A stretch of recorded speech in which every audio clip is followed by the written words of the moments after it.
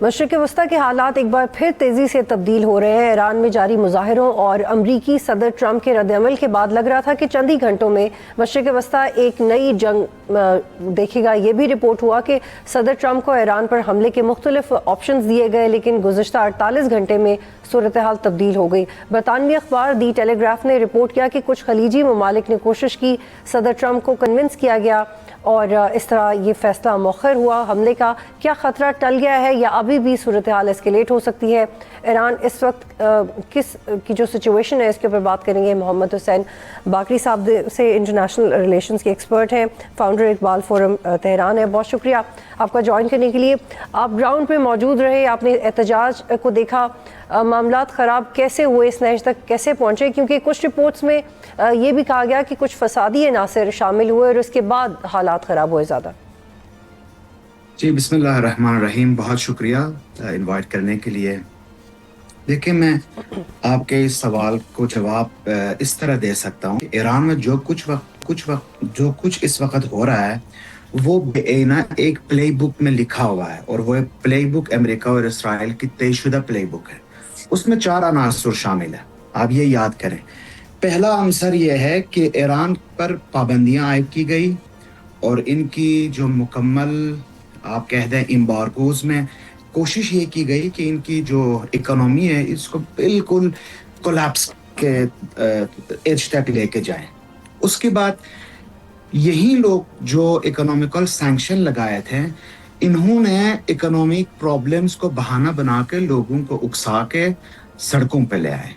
یہ دوسرا عنصر۔ اس کا جو تیسرا عنصر ہے وہ یہ ہوتا ہے اس میں کہ بڑے پیمانے پہ لوگوں کو دکھایا جاتا ہے کہ سڑکوں پہ ہیں اور یہ گورنمنٹ اور رجیم چینج چاہتے ہیں، اور کوشش یہ ہوتی ہے کہ سب کو سمجھائیں یہ جو لوگ عوام جو سڑکوں پہ آئے ہیں یہ اندرونی بالکل ان کی اپنی ذاتی رائے کے مطابق ہے، اور پھر ایک نفسیاتی اور میڈیا کی جو جنگ اور یا اس کو سائبر وارفیئر ہے، اپنے مغربی میڈیا کے تھرو سب کو یہ سمجھانے کی کوشش کر رہے ہیں کہ ایران تو بس مکمل برباد ہو گیا۔ لیکن ریالٹیز اس سے بہت ڈیفرنٹ ہے۔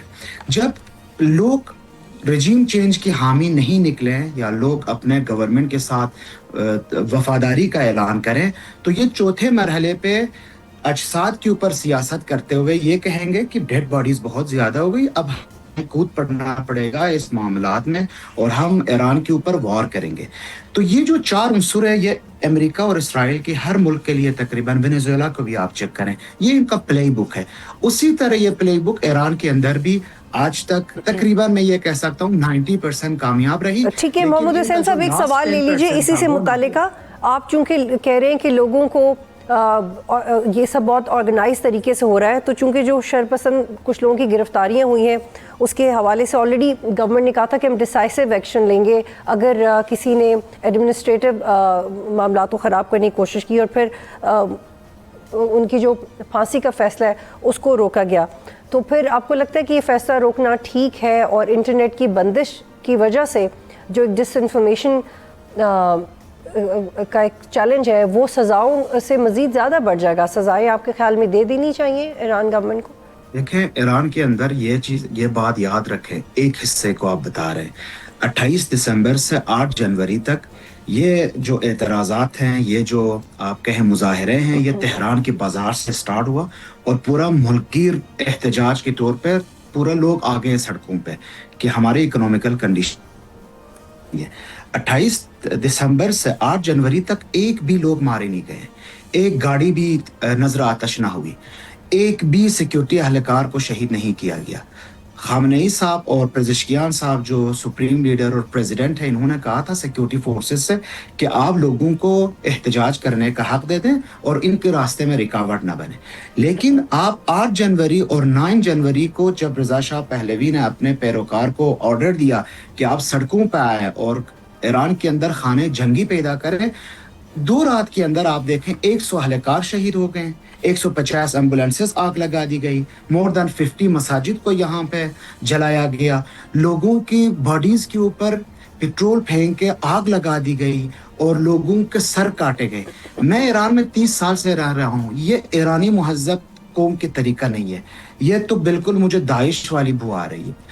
اسی ٹائم پہ سپریم لیڈر اور پزشکیان صاحب جنہوں نے کہا تھا سیکیورٹی اہلکار کو آپ لوگوں کے اوپر گولی نہیں برسائیں گے، انہوں نے آرڈر دیا کوئی اگر اختشاش کرتا ہے تو بے رحمی سے ان کے ساتھ پیش آئے۔ دیکھیں آج ہم 3-4 دن پہلے کی بات کر رہے ہیں، ایران کے اندر کب ایسا ہوا ہے کہ مظاہروں کو اگر پکڑتے بھی ہیں، ایون اگر ٹیرورسٹ کو پکڑتے ہیں، ان کو ٹرائل کے بغیر تو پھانسی نہیں دیں گے یہ لوگ۔ 2-3 دن کے اندر ٹرائل کیسا ہو سکتا ہے اتنے سارے لوگوں کا؟ تو اس لیے ان کو ٹائم چاہیے، لیکن یہ بھی یاد رکھیں یہ ٹرائل کریں گے، ان کی باقاعدہ کورٹ ہوگی، کورٹ میں پیشگی ہوگی، اور ان کے خلاف مقدمے درج ہونے کے بعد جب ورڈکٹ پھانسی کا آئے گا تو یہ کسی سے ڈرے بغیر پھانسی ضرور دیں گے، جیسے کہ انہوں نے پچھلے تقریباً 7-8 مہینہ جون 2025 کے بعد بہت سارے جو موساد کے ایجنٹس تھے ان سب کو انہوں نے پھانسی دی ہے۔ ٹھیک ہے محمد حسین صاحب، خلیجی ممالک یہ کہہ رہے ہیں، یہ ٹیلی گراف نے بھی رپورٹ کیا کہ ان کے ریکویسٹ پہ امریکن اٹیک کو روکا گیا، لیکن وائٹ ہاؤس کے ترجمان نے کہا کہ ایران کے اوپر حملے کے حوالے سے آپشنز ابھی بھی موجود ہیں، اور یعنی کہ ابھی بھی ایران کے اوپر اٹیک ہو سکتا ہے، اور اگر ایران کے اوپر اٹیک ہوتا ہے تو اس کا مطلب ہے کہ Israel gets closer to Pakistan as well. Exactly, دیکھیں میں آپ کو ایک بات بتاتے چلوں، محدود آپشنز ہے صدر ٹرمپ کے پاس ایران کے اوپر اٹیک کے لیے۔ یہ صرف فاصلے سے ہوائی کاروائی کر سکتے ہیں، ایران کے کچھ تنصیبات کے اوپر یہ بمبارڈمنٹ کر سکتے ہیں، ایون ایران کے ٹاپ لیڈرشپ کو یہ اسیسینیٹ بھی کر سکتے ہیں، ٹھیک ہے؟ اس کے بعد کیا کریں گے؟ دوبارہ واپس اپنے اڈوں پہ جائیں گے۔ لیکن آپ اسی ٹائم پہ ایران کے آپشنز کو بھی دیکھ لیں۔ سب سے پہلے یہ ہزاروں کی تعداد بیلسٹک میزائلز اور کلسٹر بیلسٹک میزائلز اسرائیل کے اوپر دیں گے۔ ایٹ دا سیم ٹائم سیمیولٹینیسلی وہ سارے امریکن اڈے جو کہ کسی بھی ریجن کے کسی بھی کونے پہ ہو اور ان کی میزائل وہاں تک پہنچ سکے، وہ ان کو، اور عربی اور گلف ممالک کو پتہ ہے اگر ہم اڈے امریکن کو دیں گے تو ایرانی ہمارے اوپر ضرور وار کریں گے اور بیلسٹک میزائل برسا دیں گے۔ یہ ایرانی گورنمنٹ تقریباً ہر ہمسایہ ملک کو بتا چکا ہے کہ آپ یاد رکھیں اگر آپ کی اڈے، آپ کی سرزمین ہمارے خلاف استعمال ہوں گے تو پھر ہمارا جو میزائلز ہے وہ آپ کے خلاف استعمال ہوں گے۔ اس لیے مجھے لگتا ہے کہ اسپیشلی قطر، یو اے ای اور سعودی عربیہ واشنگٹن کو کال کر کے ان کو سمجھا رہے ہیں کہ یہ ایک صرف ایران اور امریکہ کی جنگ نہیں رہے گی، یہ پورا خلیج ممالک میں بڑھے گی اور اس آگ میں بہت سارے نقصانات ہوں گے۔ اس لیے میں سمجھتا ہوں کہ سب سے پہلے میں کل ایرانی حکام سے میری فون پہ بات ہو گئی تھی، میں نے پوچھا تو وہ کہہ رہے تھے ہم بالکل فل تیاری میں ہیں، اور اس طرح کی رپورٹس کے اوپر یقین ہی نہیں کرتے کہ صدر ٹرمپ یا ان کی جو کیبنٹ ہے انہوں نے کہا ہے ہو سکتا ہے ہم حملے نہ کریں یا کسی اور آپشنز کو غور کریں۔ اسی لیے نیٹس ابھی بھی بند ہے اور گورنمنٹ آف ایران، ملٹری اور IRGC بالکل فل جنگ کی تیاری میں۔ میں آپ کو یہ سچویشن گراؤنڈ پہ بتا سکتا ہوں اور کنفرم کر سکتا ہوں کہ یہ بالکل ریڈی ہے۔ لیکن محمد حسین صاحب، اس میں پبلک سینٹیمنٹ بھی بہت اہم ہے۔ آپ کو یاد ہوگا کہ جب یہ سارا معاملہ شروع ہوا تھا تو امریکہ نے یہ کہا کہ انفلیشن کی وجہ سے یا دوسرے معاشی مسائل کی وجہ سے جو لوگ باہر نکلے ہیں اور وہ گورنمنٹ کے خلاف ہیں، اگر گورنمنٹ نے ان کو مارنے کی کوشش کی تو ہم انٹرفیئر کریں گے، ہم اٹیک کر سکتے ہیں، ہم لوگوں کو مرنے نہیں دیں گے اور ہم امن کے پیروکار ہیں۔ تو اس وقت ایک کنفیوژن پیدا ہوئی کہ کیا واقعی انفلیشن یا پابندیوں کی وجہ سے ایران کی حالت ہوگی، کیونکہ ایسے حالات کا سامنا تو ایران ماضی میں بھی کر چکا ہے۔ تو ایگزیکٹلی پبلک سینٹیمنٹ کیا ہے؟ کیونکہ ان کو پتہ ہے کہ انفلیشن تو ابھی ہے، کل نہیں، لیکن ایک دفعہ اگر امریکہ آ گیا تو پھر they won't be able to do anything that they want۔ دیکھیں ایرانی لوگوں کے سینٹیمنٹ سمجھنے کے لیے آپ کو ان لوگوں کے ساتھ رہنا پڑتا ہے۔ میں آپ کو بتاؤں ایرانی لوگ، میری اپنے مشاہدے بتا رہا ہوں آپ کو، ایکسپیرینس میرا ہے 30 سال سے، یہ لوگ ضرور ہر گورنمنٹ میں اپنے گورنمنٹ کے خلاف بولیں گے۔ یہ کبھی بھی میں سمجھتا ہوں ایرانی قوم ایسی قوم ہے جو کسی بھی گورنمنٹ سے یہ راضی نہیں رہتے، ہمیشہ ایک کریٹک ہوتے ہیں۔ لیکن یہ یاد رکھیں جب فورن انٹرونشن کی بات ہوتی ہے، یہی عوام جو اپنے گورنمنٹ کے کریٹک ہیں یہ ایک مٹھی کی طرح ایک ہو کے دشمن کے ساتھ لڑتے ہیں۔ ان کا سلوگن یہ ہے کہ اگر ہم رجیم چینج کرنا بھی چاہیں ہم خود کریں گے، فورن انٹرونشن سے نہیں کریں گے۔ اور یہ وہ غلطی ہے جو ایران کی جو اپوزیشن لیڈرز باہر بیٹھے ہوئے ہیں ان کو ابھی تک اس بات کی سمجھ نہیں آئی۔ آپ کے جو پچھلے سوال تھا اس کا ایک حصہ رہ گیا، مجھے عرض کرنے کا ٹائم دے دیں۔ یاد رکھیں یہ صورتحال جو ریجن میں ایران کے اندر ہو رہا ہے یہ صرف اور صرف ایک ملک کی بھلائی کے لیے ہو رہا ہے اور وہ ہے Israel, for the sake of greater Israel. اور یہ بھی یاد رکھیں، میں سمجھتا ہوں، شاید میں غلط بھی ہو سکوں، میں سمجھتا ہوں ایران पाकिस्तान तक पहुंचने का आखिरी मोर्चा है। अगर इस मोर्चे को तज़ईफ, इस मोर्चे को कमज़ोर किया गया या इस मोर्चे को ख़त्म किया गया, आप यकीन करें ग्रेटर इज़राइल के रास्ते में सिर्फ इस्लामी जमहूरिया एटॉमिक बम के हामिल पाकिस्तान बचेगा।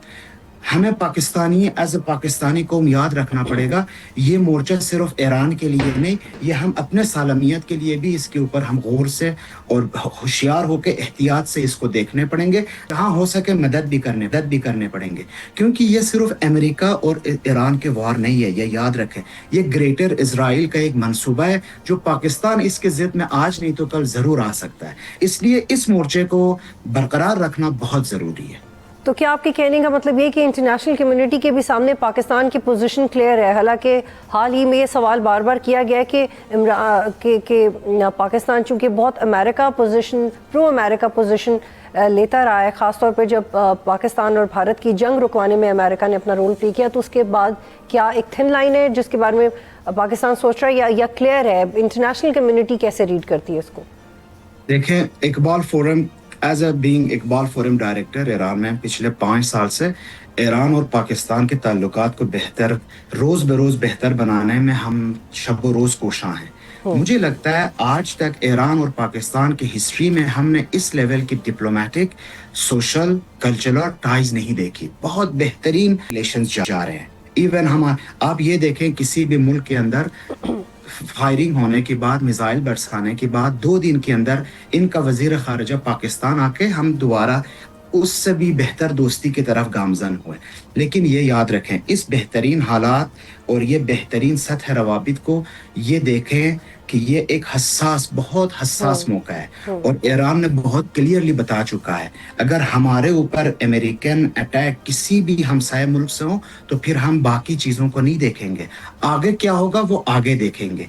अभी अगर हमारे ऊपर किसी भी हमसाये मुल्क के सरजमीन इस्तेमाल होगा तो हम उसके ऊपर ज़रूर अपने बैलिस्टिक मिसाइल्स फायर करेंगे। अल्लाह ना करे ऐसा हो। पाकिस्तान ईरान के सिवा और ईरान के पास पाकिस्तान के सिवा इस ग्रेटर इजराइल की ये जो शूम और बदनीयत होता है और नक्शा है, इसके अलावा हम एक दोनों के अलावा कोई और नहीं है हमारे पास। बहुत शुक्रिया मोहम्मद हुसैन बाकरी साहब, आपने बहुत क्लैरिटी से बताया कि इस वक्त पाकिस्तान की पोजीशन क्या है और ईरान में क्या हालात हैं। सब्सक्राइब करें और बेल दबाएं ताकि कोई खबर रह न जाए।